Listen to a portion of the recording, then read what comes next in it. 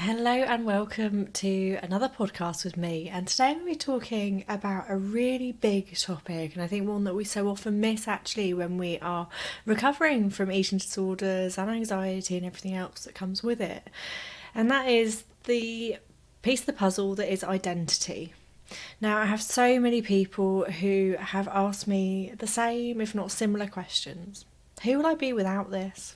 If I let go of my eating disorder, what will be left?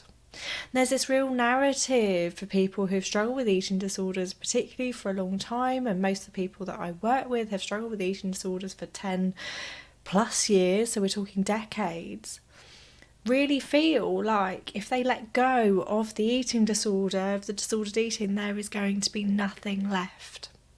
And this is because when we struggle with eating disorders, disordered eating, they are so all-encompassing. They take up so much of our time, so much of our brain space, that we lose ourselves in them. We feel like we become them.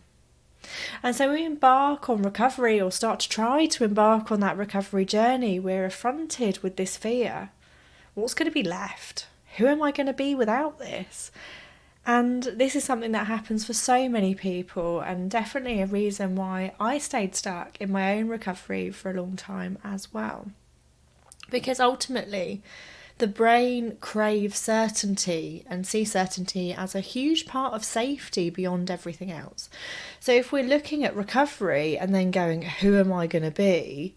What's going to be left of me? The natural instinct of the brain is going to be to retreat back to the safety of the life that we are living, because whilst it may be miserable, whilst there may be an awful lot that we know that we're missing out on, whilst the eating disorder is making life really tough in lots of ways, the brain is going to crave that safety and certainty above everything. It's always going to run away from fear. So no matter how shit our current situation is, the eating disorder is going to always run back to what we know, and that identity is a massive piece of that, and a massive piece therefore we get to focus on in our recovery. But the really good news is that whilst you may be sat here thinking, this is me, I don't know who I am, I don't know who I'm going to be, what do I do about it? There is plenty that we can do, and it gets to be easy, and it gets to be actually a bit of an exploration. It gets to be fun. I'm going to give you three really easy things to do to start building your own identity. I will talk a lot about identity in the podcast episodes to come, but I just really want to touch on it really briefly today and give you some really actionable steps to help you move forward.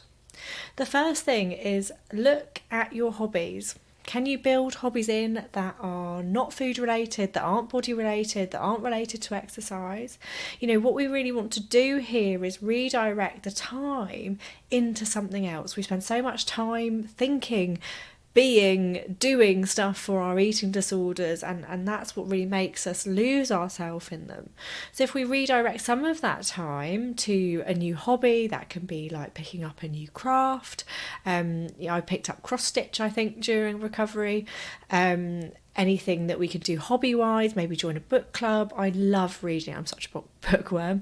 It's one of the things that my partner and I actually clicked about when we first met. We talked about books and more books, because I love reading. And that's, an own little bit of escapism. There's some healthy distraction in a lot of these things. So just some ideas: join a club, start reading more if you enjoy reading. And I would say, stick to fiction stuff. Don't feel like you always have to be moving forward. Again, we want to redirect that time. So many of us in recovery surround ourselves with PDP stuff. It could be listening to this podcast, it could be Googling the best way to recover, the best diet for recovery, the best forums to be part of, and a lot of you will spend an awful lot of time thinking about working on your recovery, and quite a lot of it is confusing, because if you there isn't a right way to recover, really, and forums can be a really toxic place in lots of ways because everybody there is stuck.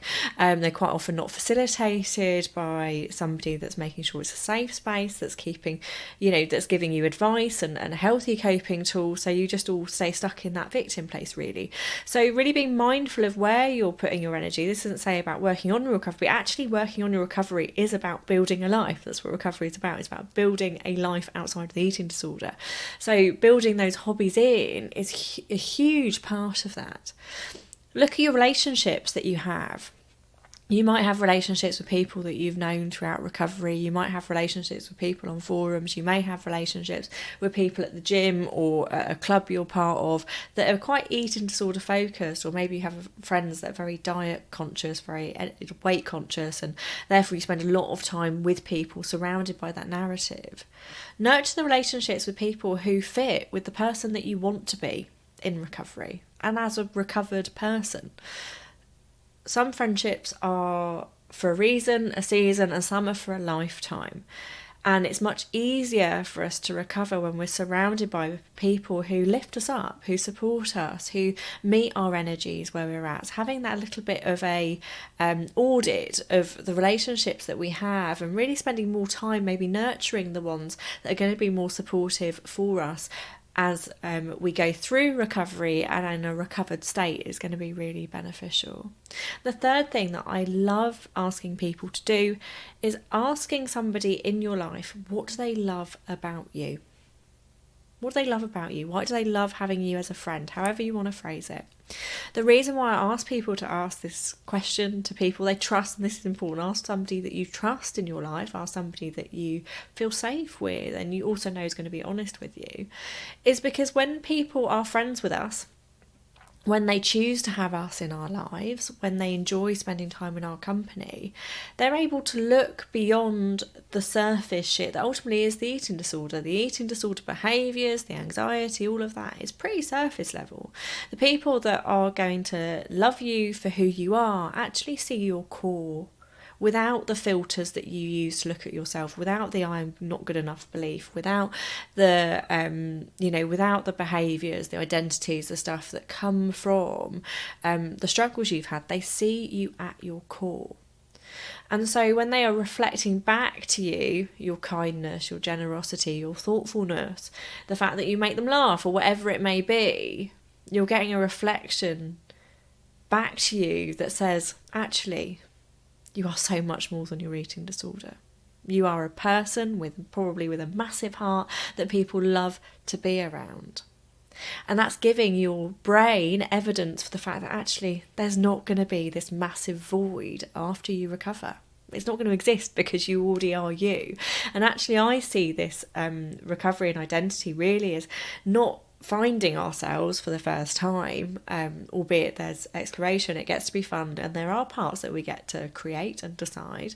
Actually, more of it is about peeling back the layers, peeling back the programming, peeling back the rules, peeling back the eating disorder stuff so that we get closer to that core self within. It exists within you already. It's already there. You are already you. There's just this surface stuff that we get to peel back. You are so much more than your eating disorder. You are so much more. And if you don't feel comfortable asking somebody right now for that reflection, maybe just sit down yourself and think about, how would people describe me? How would the people in my life describe me? And make a list of those qualities. You're not going to get the same benefit of getting that reflection back from somebody else that's looking at you without and seeing that core version of you without those filters, without those beliefs, without those preconceptions that we all have of ourselves. But nonetheless, you're creating evidence for the fact there are qualities, there are identities that you hold outside of the eating disorder at your core that are going to give you that evidence either way. Identity is such a massive part in recovery. I really would invite you to spend some time doing some of these three things. Again, that's hobbies, building those hobbies in, spending time doing stuff that isn't eating disorder related, doing that relationship audit, making sure that people in your life and nurturing the relationships with the people in your life that are more supportive. And also looking at those qualities, those non-eating disorder related qualities, those qualities that are you at your core essence, either by asking somebody to reflect those back to you or by sitting down and making your own list if that feels a bit sticky right now. You'll likely be completely blown away by your response if you do take that courage to ask somebody. It's an amazing exercise and so often, really shifts the way that we perceive ourselves. So I really would encourage you and give you that little bit nudge if you feel like you're able to, but follow what feels good for you. You know yourself, you know what your limits are better than anybody else. And I'll leave it there for today, and I will look forward to seeing you in the next episode.